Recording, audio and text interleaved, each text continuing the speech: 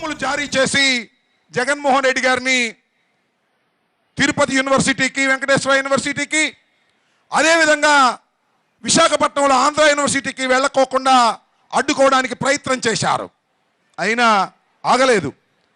విద్యార్థులే జగన్మోహన్ రెడ్డి గారి చెంతకు వచ్చి జగన్మోహన్ రెడ్డి గారి సందేశాన్ని మోసుకు వెళ్ళినటువంటి సంఘటనలు చూశాం. అదే యూనివర్సిటీలో మరి లోకేష్ గారి పుట్టినరోజు పండుగలు జరుపుకున్నారు. అదే యూనివర్సిటీలో తెలుగుదేశం పార్టీ మెంబర్షిప్ డ్రైవ్లు చేసుకున్నారు అంతకుముందు. ఈ విధంగా ఒక కుట్రపూరితమైన వాతావరణంలో ఏదో ఒక విధంగా జగన్మోహన్ రెడ్డి గారు తలపెట్టినటువంటి ఈ మహోద్యమాన్ని అణచాలనేటువంటి ప్రయత్నం ఆది నుంచి కూడా జరుగుతూ ఉన్నది. పోయిన నెల 26వ తారీఖున జరగవలసినటువంటి నిరాహార దీక్ష అన్ని ఏర్పాట్లు అయిపోయిన తర్వాత సింగపూర్ నుంచి వచ్చినటువంటి చంద్రబాబు నాయుడు గారు దాన్ని అడ్డుకోవలసిందిగా పోలీసు వారికి హుకుం జారీ చేసి ఆ రోజున ఆ నిరాహార దీక్ష శిబిరాన్ని తీసివేసే విధంగా చేశారు.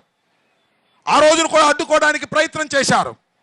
ఇవాళ 6వ రోజుకు చేరి ఆయన ఆరోగ్యం ఆందోళనకరంగా ఉంటే ఇవాళ సిగ్గుమాలినటువంటి మంత్రులు చంద్రబాబు నాయుడు గారు మాట్లాడుతున్న ధోరణి చూస్తుంటే వారికి అసలు మానవత్వం ఉందా అని అనిపిస్తూ ఉన్నది.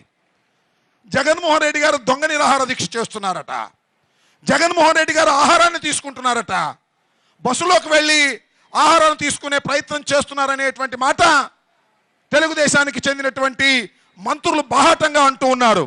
అయ్యా, నేను ఒకటే మనవి చేస్తున్నా, జగన్మోహన్ రెడ్డి గారు కానీ రాజశేఖర రెడ్డి గారి కుటుంబం కానీ ఏ రోజున దొంగతనం చేసినటువంటి పరిస్థితి లేదనే విషయాన్ని దయచేసి మీరు గమనించమని మనవి చేస్తున్నా. అదేదైనా ఉంటే దొంగ లెక్కలు చెప్పి ఆస్తుల్ని తారుమారు చేసి కేవలం 42 లక్షలు మాత్రమే ఉన్నదనేటువంటి దొంగ లెక్కలు చెప్పేటటువంటి సాంప్రదాయం మీకున్నది. అంతేకాకుండా దొంగదారిన అధికారంలోకి వచ్చేటటువంటి దారులు ఎదుర్కొనేటటువంటి కర్మ మీకున్నది తప్ప చిత్తశుద్ధితో నిరాహార దీక్ష చేస్తున్నటువంటి ఒక నాయకుడిని అవమానపరిచే విధంగా మాట్లాడడం అనేది మీకు సరైనటువంటి సభ్యత కాదు. ఆలోచించుకోమని మనవి చేస్తున్నా. మంత్రులు ఇష్టం వచ్చినట్టుగా మాట్లాడుతూ ఉన్నారు. ఇందాక చాలామంది మిత్రులు చెప్పారు, వైద్య శాఖ మంత్రి గారు మాట్లాడారు. అయ్యా, అసలు వైద్య శాఖ మంత్రి గారు అసలు మీ వైద్యులు ఏం చేస్తున్నారో మీరు గమనిస్తున్నారా? ఎప్పుడు బ్లడ్ శాంపిల్స్ తీసుకున్నారు? ఎప్పుడు బ్లడ్ శాంపిల్స్లో రీడింగ్స్ వచ్చాయి? ఒకసారి స్టడీ చేశారా అని అడుగుతా ఉన్నా. డాక్టర్ల దగ్గరికి వెళ్ళి రాత్రి వివరంగా మేము అడిగితే వారు చాలా వివరంగా చెప్పారు. ఇవన్నీ కూడా తీసుకున్నటువంటి శాంపిల్స్ని చిత్రమైన విషయం ఏంటంటే నేను విని ఆశ్చర్యపోయాను. బ్లడ్ శాంపిల్స్ని తీసుకెళ్లి పరీక్ష చేయడానికి గుంటూరు జీజీహెచ్లో పరికరాలు లేక పక్కనున్నటువంటి ప్రైవేట్ ల్యాబ్లకు వెళ్ళి చేసుకోవాల్సినటువంటి పరిస్థితిలో ఇవాళ వైద్య రంగం ఉంది అంటే, గుంటూరు జీజీహెచ్ఏ ఉందంటే ఏమిటి మీ పరిపాలన అంటున్నా. సరే, ఎలుకలు కొరుకు తింటున్నాయి, కుక్కలు ఎత్తుకుపోతున్నాయి, దాని సంగతి అలా పెడితే బ్లడ్ శాంపిల్స్ తీసుకువెళ్ళి జీజీహెచ్లో పరీక్ష చేసుకునేటటువంటి సదుపాయాలే గవర్నమెంట్ హాస్పిటల్లో లేనటువంటి దౌర్భాగ్యమైన పరిస్థితుల్లో ఉంటే మంత్రి గారు ఇలాంటి మాటలు మాట్లాడడం సమంజసం కాదనే విషయాన్ని దయచేసి గుర్తుపెట్టుకోమని మనం చేస్తున్నా. ఏదో మీ ఇష్టం వచ్చినట్టుగా జగన్మోహన్ రెడ్డి గారి మీద కక్షతోనో లేక ప్రత్యేక హోదా ఎగ్గొట్టేందుకు చేస్తున్న మోసపూరితమైన మాటలతోనో మీరు మాట్లాడితే అవి చరిత్రలో చెరిగిపోతాయని మాత్రం దయచేసి అనుకోకండి. మీరు క్లిష్టమైన పరిస్థితుల్లో మీరు మాట్లాడుతున్నటువంటి ధోరణి సరైనటువంటిది కాదు, సరిచేసుకోవాల్సినటువంటి అవసరం ఉన్నదని మరి ఈ సందర్భంగా నేను వారికి గుర్తు చేస్తూ ఉన్నా. నిజంగా జగన్మోహన్ రెడ్డి గారు 6 రోజుల నుంచి నిద్రాహారం మాని ప్రత్యేక హోదా కోసం డిమాండ్ చేస్తూ చిత్తశుద్ధితో పనిచేస్తుంటే, సరే ఎలాగూ మీరు అప్రిషియేట్ చేసేటటువంటి గుణం మీ దగ్గర ఉన్నదని మేము ఎప్పుడూ అనుకోలేదు. కానీ ఈ విధంగా అవాకులు చవాకులు మాట్లాడి కించపరిచే ధోరణితో ఇది మీ దగ్గర నుంచి వచ్చింది కాదు, చంద్రబాబు నాయుడు గారి దగ్గర నుంచే వచ్చిందనే విషయాన్ని గతంలో కూడా మనం చూసాం. నిరాహార దీక్షకు పర్మిషన్ ఇవ్వమంటే ఎలా ఇస్తారు పర్మిషన్ రోడ్డు మీద అనేమో పెద్ద మనిషి మాట్లాడారు. ఇక్కడేమో పోలీసు వారేమో మీరు మరొక చోటకు మార్చుకోండి ఇస్తామని కూడా చెప్పారు. ఈ రకంగా ద్వంద్వ వైఖరితో వ్యవహరించేటటువంటి తీరు సరైనటువంటి పద్ధతి కాదు. అధికారం మీకు శాశ్వతం అనుకోకండి, మంత్రులు మీరు ఉట్టిగట్టుకుని ఊరేగుతారు అనుకోకండి. కాలచక్రం గిర్రున తిరిగి వస్తుంది. అధికారంలో ఉన్న మీరే అధపాతాళానికి వెళ్లే రోజు కూడా ఎంతో దూరంలో లేదనే విషయాన్ని కూడా దయచేసి గమనించమని మనం చేస్తున్నా. చంద్రబాబు నాయుడు గారు బతుకున్నంత కాలం ముఖ్యమంత్రిగా ఉంటారా అని అడుగుతా ఉన్నా.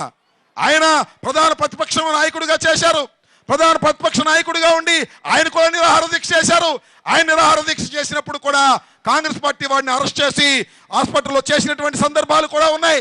ఇవన్నీ బహుశా మర్చిపోయి ఉంటారు. అధికార తిమ్మిరిలో ఉన్నారు.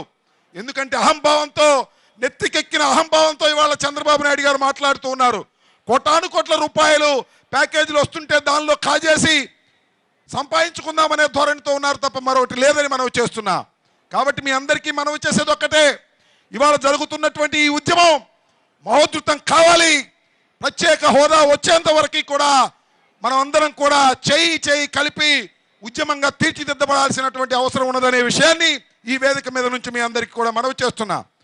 జగన్మోహన్ రెడ్డి గారు అకుటిత దీక్షతో ప్రత్యేక హోదా వస్తే తప్ప ఈ రాష్ట్రానికి ప్రయోజనం చేకూరదనేటువంటి ఉద్దేశంతో చెప్తూ ఉన్నారు చంద్రబాబు నాయుడు గారు. ఎందుకు ప్రత్యేక హోదా? ప్రత్యేక హోదా వస్తే ఏమవుతుంది? ప్రత్యేక ప్యాకేజ్ తీసుకొస్తాను కదా, నువ్వు తీసుకొచ్చింది ఏమిటంటున్నా ప్రత్యేక ప్యాకేజీ. ఆ రోజున విభజన జరిగినప్పుడు నేను ఒకటే మనవి చేస్తున్నా, ఆ రోజున విభజన జరిగిన రోజున ఆంధ్ర రాష్ట్రంలో ఉన్నటువంటి 13 జిల్లాల ప్రజానీకం ఎవ్వరూ కూడా ప్రత్యేక ప్యాకేజీ కోరుకోలేదు. కోరుకున్నదల్లా రాష్ట్రం సమైక్యంగా ఉండాలని కోరుకున్నాం. కానీ రాష్ట్రం సమైక్యంగా ఉండడానికి వీల్లేదని Bharatiya Janata party, Telugu Desam party, Congress party కలిసికట్టుగా కుట్ర చేసి తీసేసి అయ్యా మిమ్మల్ని బయటికి పంపిస్తున్నాం, మీకు ప్రత్యేక హోదా ఇస్తామని చెప్పేసి ఆ రోజున మీరు ప్రామిస్ చేశారు. మేము కొత్తగా కోరుకున్నటువంటి అంశం కాదే ఇది. ఆ రోజున తెలుగుదేశం పార్టీ, భారతీయ జనతా పార్టీ, కాంగ్రెస్ పార్టీ అన్నీ కలిసి ప్రత్యేక హోదా ఇస్తామని చెప్పి రాష్ట్రాన్ని ముక్కలు చేసి ఇవాళ ప్రత్యేక హోదా ఎందుకు, ప్రత్యేక ప్యాకేజీ ఇస్తామనేటువంటి మాట మాట్లాడుతూ ఉన్నారు. ప్రత్యేక ప్యాకేజీ అనేది మీరు ఇవ్వాల్సిందేమీ కాదు. ఇది చట్టంలోనే రూపుదిద్దుకోబడినటువంటిది ప్రత్యేక ప్యాకేజీ. అది ఎవరైనా ఏ ప్రభుత్వమైనా ఇచ్చి తీరవలసిందే. కాకపోతే ప్రత్యేక హోదా అయితే ఏం జరుగుతుందంటే, కారణాలు ఏమైనప్పటికీ కూడా హైదరాబాద్లోని ఇండస్ట్రియల్ గ్రోత్ అంతా ఉన్నది. ఉమ్మడి రాజధాని హైదరాబాద్లో ఉంటే 13 జిల్లాల్లో ఇండస్ట్రియల్ గ్రోత్ లేదు. మనకి కారణాలు ఏంటో మనకు తెలియదు.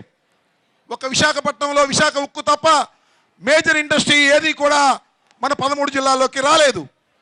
దాని లోటు పూడ్చడం కోసమే ప్రత్యేక హోదా ఇస్తే ఈ 13 జిల్లాల్లో కూడా మంచి ఇండస్ట్రీస్ వస్తాయనేటువంటి ఉద్దేశంతో ఆ రోజున ప్రత్యేక హోదాని వారు ఇస్తామన్నారు. వెంకయ్య నాయుడు గారు తెస్తామన్నారు.